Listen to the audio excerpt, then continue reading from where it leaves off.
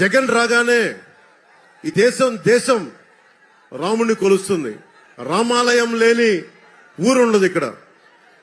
నేను ఎప్పుడు కూడా అన్ని మతాలకి సమానంగా గౌరవించేవాడిని, అన్ని ధర్మాలని పరిరక్షించేవాడిని.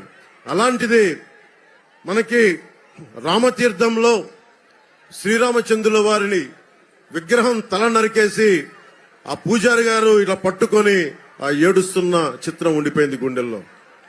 చాలా బాధ కలిగించింది. అది ఏ దేవత విగ్రహం అయినా ఉండొచ్చు, ఏ మందిరం తాలూకు ఏదైనా అయినా ఉండొచ్చు, కానీ ఈ రోజుకి ఒక్క చర్య తీసుకోలేదు. దానికి కారణం ఏంటి?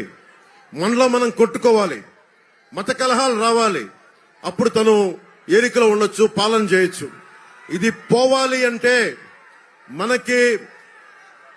మనకి ముఖ్యంగా లా అండ్ ఆర్డర్ ని బలంగా చూసుకునే ప్రభుత్వాలు కావాలి. ఇలాంటి దుర్ఘటనలు ఒకటి కాదు, రెండు కాదు, 240 పైచిలకు దుర్ఘటనలు దేవాలయాల మీద దాడులు జరిగినాయి. ఇది ఆపకపోతే మనలో మనం కొట్టుకునే పరిస్థితి. అపోహ, దొంగని పట్టుకోకపోతే నువ్వు చేశారా వాళ్ళు చేశారా అని చెప్పి మనలో మనం కొట్టుకునే పరిస్థితి.